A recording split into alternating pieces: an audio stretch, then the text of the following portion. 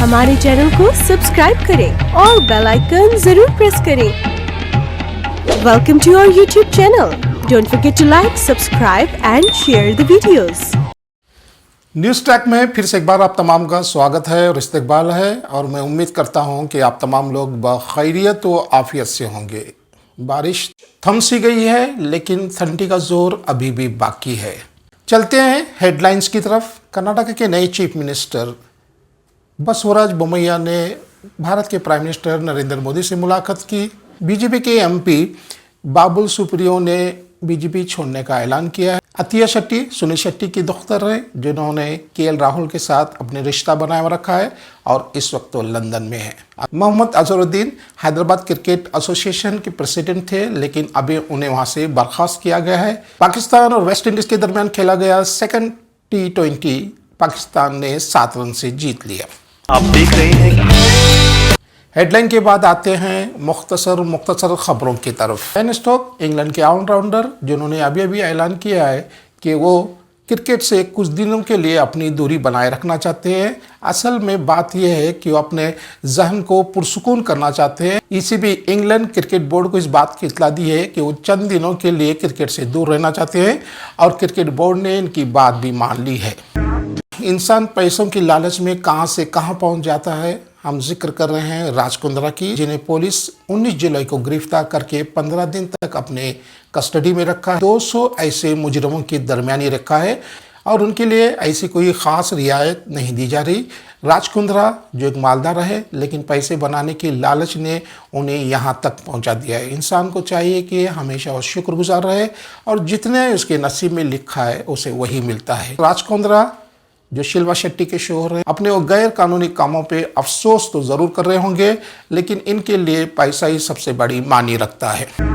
UP Uttar Pradesh, जहाँ पे हर रोज़ कोई ना कोई जुर्म होता ही रहता है, और हर रोज़ कोई ना कोई वहाँ पे सुसाइड करता ही रहता है। ऐसे ही वाक़ा हमारे सामने है। यूपी का एक 6ठी क्लास का स्टूडेंट जो ऑनलाइन खेलने में काफ़ी दिलचस्पी रखता था, लेकिन इस गेम का हमेशा से नुकसान ही होता है। आजकल के नौजवान और बच्चे मोबाइल पे गेम खेलने के लिए काफ़ी मशहूर हो चुके हैं। जब से लॉकडाउन हुआ है, बच्चों के हाथों में मोबाइल आ गया है, और अपना ज़्यादातर वक्त मोबाइल पे ही गुजारते हैं। जो बच्चे ऑनलाइन गेम खेलते हैं वो बहुत ही सेंसिटिव होते हैं। यूपी का यही लड़का अपने 40,000 ऑनलाइन गेम में गंवाने के बाद ये खुदकशी का नोट लिखकर अपनी जान ख़त्म कर दी।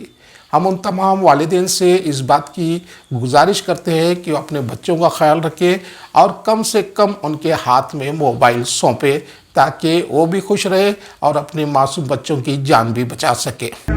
इसी तरह का वाक़ा जो यूपी से है, 10 साल का लड़का जो स्कूल का एक स्टूडेंट है, और 15 अगस्त की रिहर्सल करते हुए शहीद भगत सिंह का किरदार अदा करना चाहता था, और अपने घर में इसकी रिहर्सल कर रहा था। जैसे ही उस मासूम ने फांसी का फंदा अपने गले में डाला, और जिस स्टूल पे वो ठहरा हुआ था, अचानक वो स्टूल स्लिप हो गया। जैसे ही स्टूल खिसक गया, वैसे ही फांसी का फंदा उसके गर्दन में कस गया, और वो अपनी जान से हाथ धो बैठा। फैसले अदालतों में भी हो रहे हैं, और आजकल फैसले सड़कों में भी हो रहे हैं। उससे अवाम बेइंतहा नाराज है। ऐसा ही एक वाक़ा धनबाद झारखंड का है, जहां एडिशनल डिस्ट्रिक्ट सेशन के जज उत्तम आनंद का कत्ल भी इसी तरह से किया गया। उत्तम आनंद हर रोज की तरह सुबह सवेरे वो चहलकदमी के लिए गए हुए थे। इन कातिलों ने उनका पीछा करते हुए एक ऑटो से उनको हलाक किया। ऑटो रिक्शा जो इस्तेमाल किया गया इस कत्ल में, वो एक चोरी किया हुआ था। इस कत्ल के सिलसिले में 2 अफराद को हिरासत में लिया गया। आप देख रहे हैं। हेडलाइंस और छोटी छोटी खबरों के बाद अब चलते हैं छोटी सी कवर स्टोरी की तरफ। आज की जनरेशन, आज की नस्ल अपने राह से भटक चुकी है। बात करते हैं उन नौजवानों की जो अपना मुस्तकबिल अपने हाथों से खराब कर रहे हैं। शहर के हर गली के नुक्कड़ पर ऐसे नौजवान आपको नजर आएंगे, जहाँ रात देर तक बैठे हुए या तो सिगरेट नोशी करते होंगे, या गुफ्तगू करते होंगे, या तो मोबाइल पे अपना वक्त ज़ाया करते होंगे। लेकिन कसूर इन नौजवानों का भी नहीं है, कसूर तो है उनके वालिदैन का, कसूर तो है उस सोसाइटी का जहाँ पे ये परवरिश पा रहे हैं। सबसे पहले हम वालिदैन से रिक्वेस्ट करते हैं, उनसे इल्तिजा और गुजारिश करते हैं कि अपने नौजवान नस्ल को, अपने नौजवान बच्चों का ख्याल रखें, और देर रात तक गए हुए उन्हें कहीं बाहर ना छोड़े, ताकि वो अपना मुस्तकबिल अच्छा सा बनाए। ये नौजवान नस्ल जो ख़राब हो रही है, इसकी ज़िम्मेदारी सब पे आयद होती है। पहले तो वालिदैन पे होती है, उसके बाद हमारी सोसाइटी पे होती है, उसके बाद हमारे रहनुमा पे होती है। हम एनजीओ से भी गुजारिश करते हैं कि ऐसे नौजवानों को वो तलाश करे जो गुमराही की राह पे जा रहे हैं और उन्हें अच्छी राह पे लाने की कोशिश करें, उसे हुनर सिखाएं और उन्हें अच्छी सी तालीम दें ताकि अपना मुस्तकबिल रोशन कर सके। बात करते हैं वैक्सीन के मुतालिक लोगों का अलग अलग ख्याल है और ऐसे वो जवाब देते हैं कि शायद उन्होंने एम्स में स्टडी करके आए हैं। इन लोगों का अब वैक्सीनेशन के बारे में जवाब सुनेंगे तो आप गश खाकर गिर पड़ेंगे। ऐसे लोग ऐसे जवाब देते हैं कि आप दंग रह जाएंगे, जिनकी तालीम ज़ीरो है लेकिन वैक्सीन के बारे में उन्होंने पीएचडी कर रखी है। आपको ऐसे वीडियोस दिखाएंगे, आपको ऐसे मालूमात फराहम करेंगे जो एम्स का एक डॉक्टर भी नहीं फराहम कर सकेगा। लेकिन याद रखें, अगर आपने वैक्सीन नहीं लिया तो इसके लिए सिर्फ आप ही जिम्मेदार होंगे। इसका भुगतान भी आप ही को करना पड़ेगा, क्योंकि वैक्सीन की सर्टिफिकेट जब तक नहीं होगी आप टच से मस नहीं हो सकते। ना आप कार खरीद सकते हैं, ना स्कूटर खरीद सकते हैं, ना कहीं आप ट्रैवल कर सकते हैं, ना ही अपने बच्चों को किसी स्कूल में दाखिल कर सकते हैं, ना ही मोबाइल का सिम खरीद सकते हैं। इसलिए हम इस चैनल के ज़रिए फिर से एक बार आपसे गुजारिश करते हैं, जिन्होंने अब तक कोविड का वैक्सीनेशन नहीं लिया, फ़ौरन और जल्द से जल्द वैक्सीन लेने की कोशिश करें, तो ये आपके लिए ही बेहतर है। आप देख रहे हैं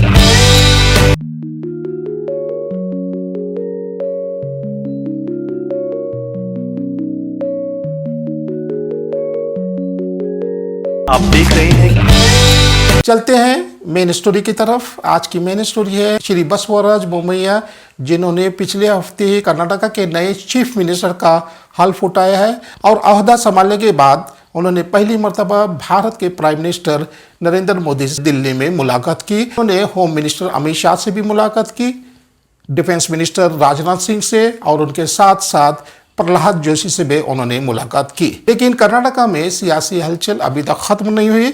इसकी असल वजह यह है कि बहुत से बीजेपी के एमपीज बीजेपी छोड़ने की कोशिश कर रहे हैं। बसवराज बोमैया जो हावेरी से उनका ताल्लुक है और उन्होंने अपने रिसोर्सेस मिनिस्टर के अहदे को संभालते हुए बहुत से ऐसे इरिगेशन प्रोजेक्ट्स को मुकम्मल किया है, जिससे हावेरी की अवाम बेइंतहा खुश है। बीजेपी ने इस बात का ख्याल रखते हुए श्री बसवराज बोमैया को कर्नाटका का इसलिए चीफ मिनिस्टर बनाया है कि वो लिंगायत कम्युनिटी से ताल्लुक़ रखते हैं और 2023 में होने वाले इलेक्शनों के लिए ये बेइंतहा ज़रूरी था। 2023 में ज़मनी इंतखाबात यानी बाईपोल्स इलेक्शन होने हैं, जिला परिषद के इलेक्शन होने हैं और पंचायत के भी इलेक्शन होने हैं। इस तमाम बातों का ख्याल रखते हुए बीजेपी के बड़े अहदेदारों ने श्री बसवराज बोमैया को कर्नाटका का चीफ मिनिस्टर का अहदा संभालने की जिम्मेदारी सौंपी।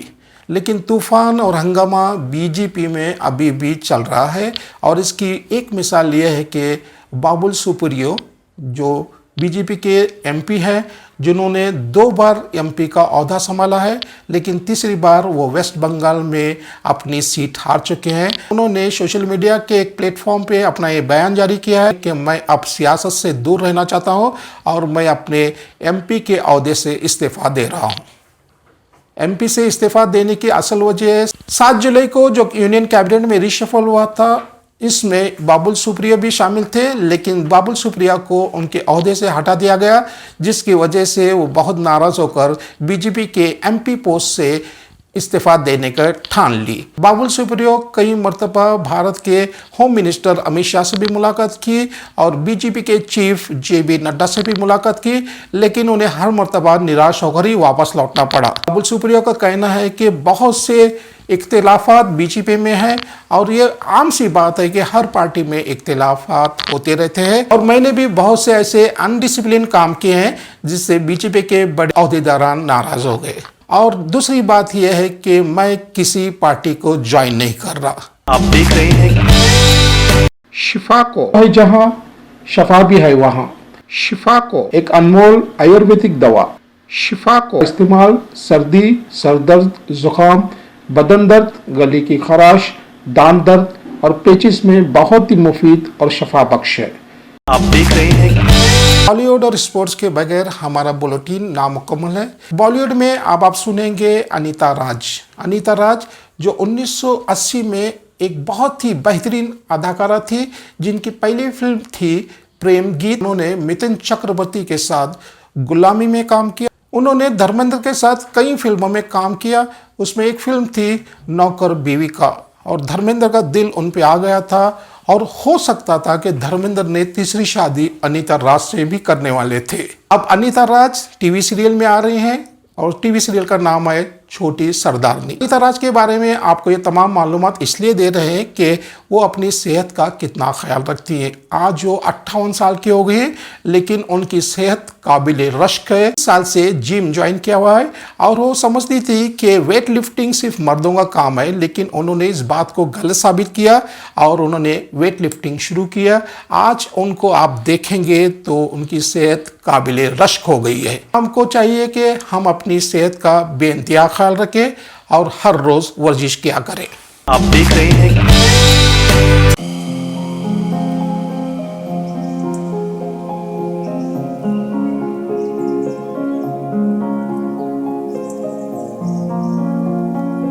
आप देख रहे हैं बात खेल की दुनिया से। खेल की दुनिया में सबसे बड़ी खबर यह है कि हैदराबाद क्रिकेट एसोसिएशन अजहरुद्दीन को हैदराबाद क्रिकेट एसोसिएशन के प्रेसिडेंट के ओहदे से बर्खास्त किया गया है, और उनके खिलाफ बहुत से इल्जामात की इंक्वायरी जारी है। क्रिकेट और बॉलीवुड चोली दामन का साथ है। बात करते हैं शर्मिला टैगोर और पतौड़ी से, मोहम्मद अजहरुद्दीन और संगीता बिजलानी से, नीना गुप्ता भी इसमें शामिल हैं, विराट कोहली और अनुष्का भी इसमें शामिल हैं। अब एक नया नाम आ रहा है, मैं तुम्हें भूल जाऊं ये हो नहीं सकता, और तुम मुझे भूल जाओ मैं होने नहीं दूंगा। सुनील शेट्टी की दुख्तर, उनकी बेटी अतिया शेट्टी आजकल केएल राहुल के साथ लंदन में मौजूद हैं, और केएल राहुल और अतिया शेट्टी बड़े ज़ोर से रोमांस कर रहे हैं। लोगों का ये कहना है कि रोमांस काफ़ी दिन से चल रहा है, और हमें जल्द ये खबर मिल जाएगी कि अतिया शेट्टी और केएल राहुल ने शादी कर ली। न्यूज़ ट्रैक पे खबरों का सिलसिला जारी है, और हमें बताते हुए बेइंतहा खुशी हो रही है कि आप न्यूज़ ट्रैक बड़ी दिलचस्पी से देख रहे हैं। आप बराए करम इसे शेयर और लाइक करें। खुदा हाफिज। आप देख रहे हैं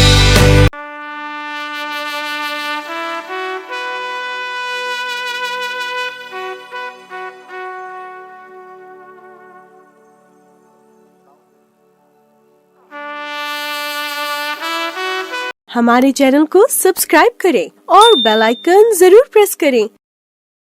welcome to our YouTube channel. Don't forget to like, subscribe and share the videos. आप देख रहे हैं